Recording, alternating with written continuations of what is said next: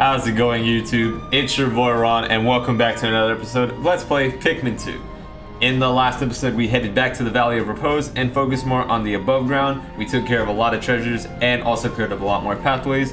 It is going to help us in, of course, today's episode, where the main focus is going to be, of course, as I promised, the Subterranean Complex. But of course, there are going to be a few more things we're going to do before we actually start heading over there right away. I do want to clear up some more minor paths and also bring a bit more treasures up close to us, so that way it'll be a little bit easier for when we come back. I believe it should be one last time after this. I'm gonna go ahead and bring out my team. In fact, what I am gonna do, since I do want to focus on a lot of the treasures first, is I'm gonna bring majority yellow, blue, and purples first. Some of them I will take back, and then some of them I will be needing to keep. Alright, and then I'm gonna bring majority blue and yellow just to make this easier, although I will be bringing a lot back for when we head over to the cave, because I really won't be needing that many of them. I think I need 25. I hope I need 25. Okay, no, we're not growing numbers this time. Where the heck are you guys? Are you... what? I swear, sometimes, even though the Pikmin AI has been improved, I feel like they just have a mind of their own sometimes. Alright, so we should have a lot of daytime to spare. I don't think we'll be even using up too much of the daytime, although since I'm not really sure how I'm going to plan this, I might actually just be extremely far off in my prediction. Oh, alright, come on, let's go. Everyone should be a flower. Alright, good, everyone's a flower. Okay, since we took care of practically almost everything on the last day we were here, we did get a lot done. There are going to be... okay, this isn't like Pikmin 1 where you can see the treasures, but if you can kind of pay close attention to the map, on the very northern section there's one, and then pretty much where you see like that pool silhouette, or if I move it to your guys' very top left of the map, there's going to be two treasures. Those are going to be the last three that we have to deal with in this area, and we're going to have to make another big U-turn. When we get everything we need, I'll just bring everything close, so that way my pretty much expectation for the last time we come back here is that we're going to just have those treasures to take back to the ship, and then we'll explore the final cave that's actually in this spot. But I'm not going to go ahead and go there yet. I'm going to say that I do want to do Subterranean Complex first, because that is an important one to take care of. Alright, I really hope this guy ignores me. No, don't focus on... Alright. Because I can get the decorative cannon beetle larva to hit himself, I just got to angle it correctly. And I also can't make him use a... Alright, there we go. Should... Alright, good. Alright, the few enemies I gotta take care of are the water dumples, and you can see a fiery Bulblax. This is gonna be pretty annoying to take care of, I'll be honest. Alright, I'm just gonna make my way around. This is actually, when I first played this originally, I got super confused on what I was supposed to do, because I saw fiery Bulblax, but there was just so much water. Well, I know you guys can see me. There we go. I was like, I know you can see me. Alright. The water dumple's just so far away. Can it see me? Yeah, I can. Go, no. It was getting stuck on the water dumple. Alright. The blue one, okay. This is gonna be a little bit, hopefully I can take care of this water dumple. Actually, this is what I'm just a little confused on what I want to do. Water dumples really just scare me, because they're just very hard to get rid of. Get away from me! Get away from me! I'm wasting so much time on this when I really should. Oh wait, I think I can actually drag it over this way. I think I can drag it over this way. Nah, I can't. I can't. Wait, maybe I can. Nah, I can't. Yeah, it sees me, but it can't go any further than that. All right, I'm gonna let it turn one more time. And then, alright, I'm gonna let it turn one more time after that. Alright, now I should be able to. Alright, should be. Alright, there we go, okay. Alright, so that was one plan. I think you could have done it way more effective than I could have, but that was just my only method of doing so, okay. So, one trick that you can do with the fiery Bulblax, since it is in water, obviously you can throw your reds over here, but I find that to be a bit difficult to do. So what I recommend doing is waking it up, bringing it relatively close to you. Oh shoot. So that way it gets in the water, and then just get it stuck in the ultra bitter spray. And there we go, there's the treasure. I mean, you can't. Oh, I'm so glad I brought 30 blues. Oh my, Matt. Oh, I would have been so mad if I didn't even know how much the treasure weighed. I thought it was a bit less than that. Okay, so make sure you bring at least 30 blues. A few more if you don't mind losing some along the way. Wow, okay, I got lucky. I think I was explaining this and I just got lost in the moment. I was super confused on what you were supposed to do there because I just saw the fiery bullocks and I'm thinking, oh, you need red Pikmin for this. But then I realized that the oh, you can actually, okay. Yeah, it's gonna take it that way. All right. As long as I can bring the treasures close to over there, that's fine. All right. And I always assumed that you needed to bring reds because of it, but the water got in the way. So I was super confused on what you were even supposed to do. Like I'm telling you guys, like my luck was so bad and my understanding was so minimal that I was just stuck. But okay. Let me go ahead and just make my way over towards the very edge because we're actually going to be encountering a new enemy. It's going to be like the armored cannon beetle, the decorative cannon beetle larva, but it's going to be different. And we also see the withering blowhog, so of course it's an enemy we have seen already. Go ahead and take care of it. No, you're not blowing my Pikmin. No, I kind of deserve that. Okay. So if I go ahead and make my way, and then we see it right there. All right. And I have to be careful with how I do this. I think if I do this. All right. There we go. And it's the armored cannon beetle. So this one is a slightly stronger variant, but it's also a slightly weaker variant, if that makes sense. Hopefully it doesn't see me as I approach it. All right. Come on. Alright, that's fine if you knock a few, but I got it. No, take it out, take it out. Alright, good. Oh my god, I thought it was gonna go over the branch. Okay. So that one, when I said it's slightly stronger but also slightly weaker, I mean that in the way that this armored cannon beetle doesn't have like the honing rocks that the decorative larvae one has, but it's still stronger because its defenses are slightly better. But it doesn't have the honing ability. But I mean, they're both still relatively easy to take care of, assuming that you just don't. What am I watching? What am I seriously watching? Oh my. Okay, come on, guys. We gotta help this guy out because these guys are just not doing it. I don't want the snowman to be wearing the crown in like a hipster style. That's not what this is about. All right, I can't. Can you please? How is it? This is getting so weird out. Like, what the heck? It's just getting stuck. Is it finally? Oh my god, that took so long. Imagine if I was speedrunning this game. That would have been like that would have just made me so mad. Like I would have just been like, bro, this crown is just stuck. The run is ruined. Okay.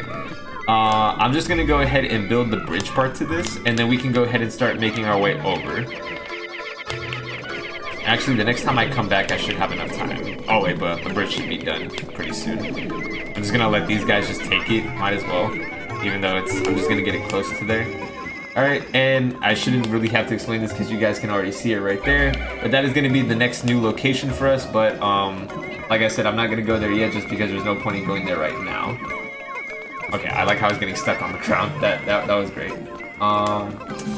I just want to bring it a little bit closer to us so that way it'll just be easier for us to get back towards base. Actually, I should probably let more of them grab onto it. Because the Subterranean Complex, since technically at this point, even though every Pikmin should be encountered by the time you get here, because obviously we needed the blues to access this point, you don't even need to really bring blues because they're not required for this cave. But I'm still going to bring every Pikmin type just because it's still a good thing to have, whether or not you actually utilize them. Oh, they're going to take it that way.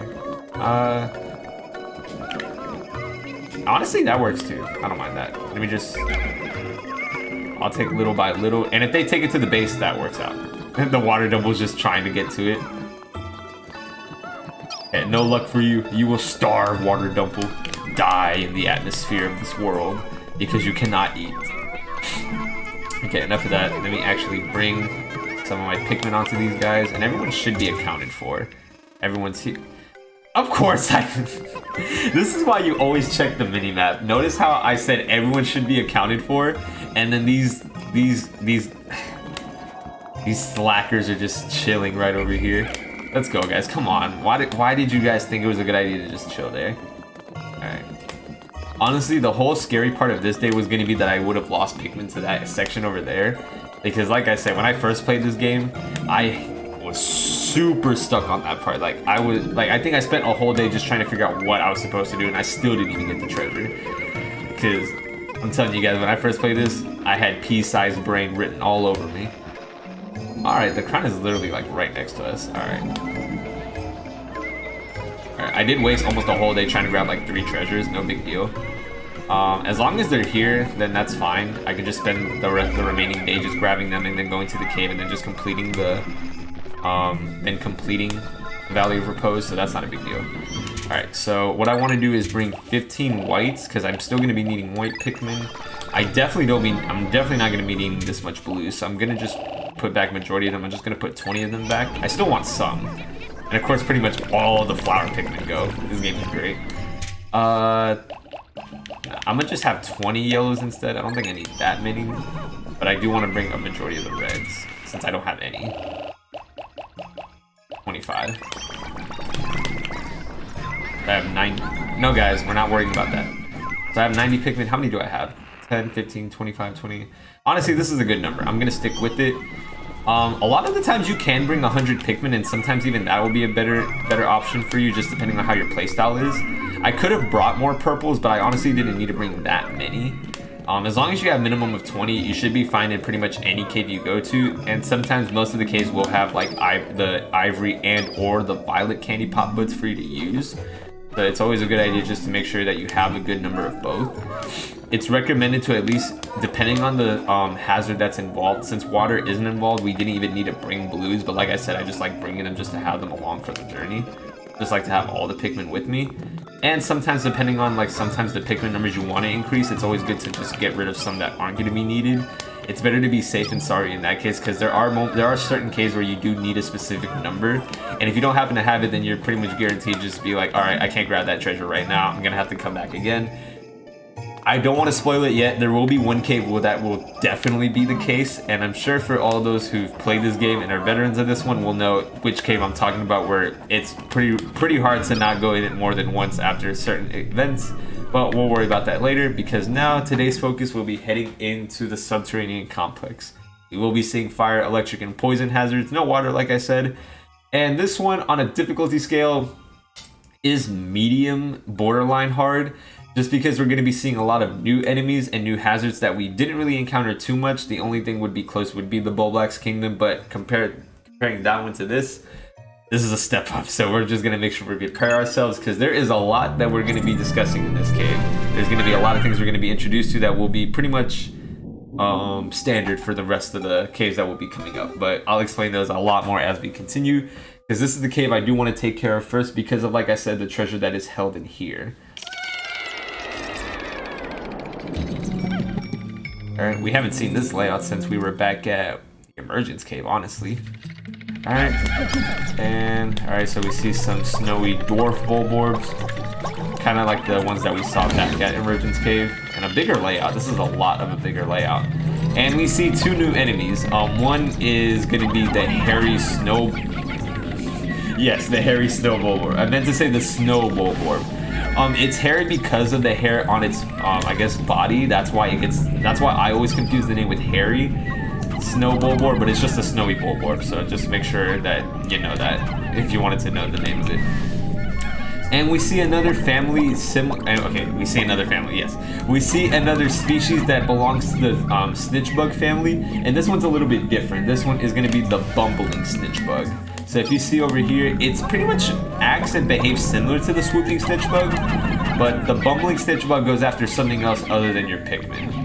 Alright, let me take off the snowy bulborb. I don't want it to interfere. Yeah, very easy. Alright, so if we go ahead, try to attack it, this one actually goes for your captains. So just be careful. I can't even reach it. I need yellow Pikmin to reach this guy. And what it does is it just like John Cena's your captain to the ground if it sees it's nearby. Are you kidding me? I can't even land on it. There we go. Alright, let's just get rid of you guys. Get away, bumbling stitch bug. Actually, get over here. Yeah, bring it down, bring it down. Hey, yeah, that purple Pikmin just showed it who's boss. Alright. So, like I said, it does go after your captains instead. It just, like, WWE moves the hell out of them. So just be careful. It's not directly a bad thing, but imagine if there were a bunch of just those creatures that were near us and they just happen to wake it up or just see that our Pikmin are near it, and then it will just eat it or consume it or kill it, stomp on it, whatever. That's the way it can be annoying, so just be careful when you're near enemies and the bumbling snitch bug happens to be nearby. That can certainly just be like a game changer if that happens. Alright. We'll just go ahead and take care of the enemies. I think there's only one. Oh no, there's two. Never mind. There's two. I didn't realize there was an underground one. We just had to walk back right past it. Alright, let's just paralyze it, knock it out. Alright. So honestly, I think the first few floors aren't going to be that bad. They'll be pretty manageable for us. I think it's going to be the final few, with the exception of like one of them, I think, that are going to be the more annoying to take care of. Alright, good. I just want to make sure there's nothing there. Take that. Move out my way. Alright, let's go ahead and grab them. Oh, I'll go ahead and grab the remains. I always grab the remains. Grab those. I don't think there should be anyone left behind here. Okay. I think we took care of everyone here, right? Is there sections that I'm missing? Okay, there's just that, but that one's just a wraparound. That's honestly just wasted space. Alright. So as you already know, I like to collect remains. We already know that about me. I collect everything just because every cent matters to me. Not that it really makes a difference in the game. Other than, I guess, if you want to make a personal high score for yourself. But like I said, it doesn't really matter. Alright, yeah, we're just going to have a lot of Pikmin left. Oh, there's still two enemies over there. But yeah, like I said, that one just wraps around, so that's not a big deal for us. Alright, and we grabbed our first treasure, Subterranean Complex, and it's similar to the one that I believe that we saw at the White Flower Garden. But this one's Gamma Tape, 50 Pokos, the Exhausted Super Stick. I don't get what makes it exhausted, but close enough. I don't want the battle to interfere with killing these guys. Alright, there we go. Alright, go ahead and grab some of these guys. Should be grabbing the treasure. Alright, so this should be the final treasure of the first floor. And it's pretty much an old telephone dial. I believe that's what it's called. 100 Pokos. The nouveau table. Yeah, I'm guessing that's French. I could be wrong, but I'm guessing that's French and I don't know what that means. If I had to take a guess, it might mean new, but I'm probably just being really, really bad at guessing right now, which I probably am. Alright, we're gonna go ahead and just grab the remaining spoils. We did get everything here. Am I missing something? I feel like I'm missing something. As in like an enemy, not like a treasure. Because obviously we can see right there that I'm not missing that. I think that's it. Is there something down there? Is there like a falling egg, or am I just being... No, there's really just nothing there. Alright.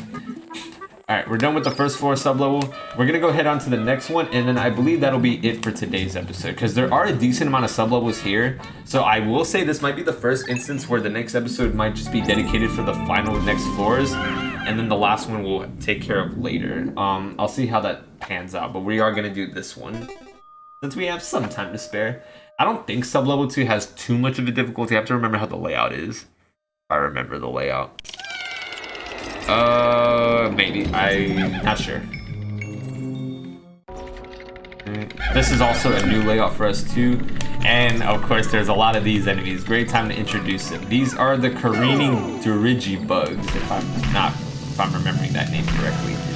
And the careening Digibugs, if I can actually say their name properly. These guys pretty much manufacture bomb rocks in their mouths and will pretty much throw them at you to attack you with. Alright, so just make sure, if I can actually speak, you try to take them out as relatively quick as you can, because you don't want them to be spitting them out everywhere, so that way they have the possibility of ending your Pikmin life. And the fact that there's like lots of them nearby doesn't really help either. Alright, I'm gonna go ahead and...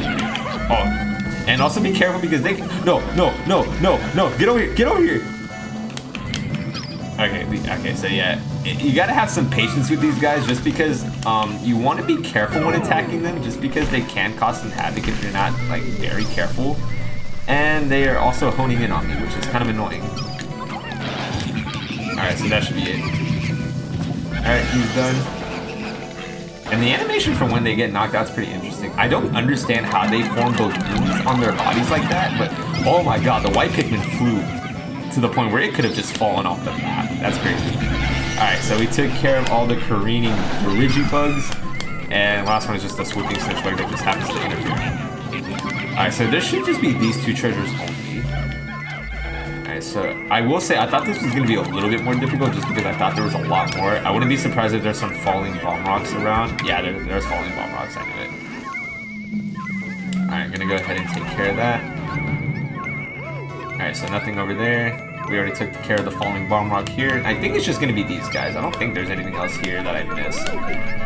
Most of the time, most floors will only have about 1 to 2 treasures, maybe a bit more. But honestly, I think we took care of really everything here. Luckily, the layout is pretty small and helps us in our favor. I think I just have to grab that last Dirigibug, and then that should be it for this floor. Alright, and also another precaution, just make sure you're careful with purple Pikmin, and anytime you see bomb rocks or careening Digibugs, because we already saw what happened when we were at the Bulblax Kingdom, and that to this day will still get to me how that happened. So we see what are these called? Anoids? And diodes? Something like that. I'm not a technology person, even though I claim to be. I'm not. Worth 100 Pokos, the network membrane. I can see that. It does seem like a connecting point. And then the final piece is a cog. And if it wasn't already in the name, Subterranean Complex will have a lot of mechanical / pretty much electrical components as treasures, kind of to fit the theme. Worth only 70 Pokos, the Spirit Flogger. Alright. Alright, so we got everything here, cleared out all enemies and grabbed the remains. We are pretty much got all set to go ahead on to the next one. In fact, even like the light sources are resembling like anoids. I think those are called anoids or diodes. My science class memory is very foggy right now and I can't remember that. Alright, but that should be it for today's episode, guys. We are going to be going ahead on to the 3rd one, and then after that we will try to continue the rest up until we get to near the final sub-level. So guys, thank you so much for watching today's video. Do hope you enjoyed. Just a minor recap, we did complete a lot of the Valley of Repose above surface and made our way back into Subterranean Complex, so that way we can complete everything here. We made it through 2 sub-levels now. We are still quite a while more to go. I believe next episode we're going to just be focusing on all the sub-levels here, leading up to the final one. But we'll see how that goes in our journey down here as we come back next time. So guys, this has been your boy Ron, and until next time, I'll see you guys back here at sub-level 3 of the Subterranean Complex, and we'll see what we can find here. I'll see you guys then. Take care.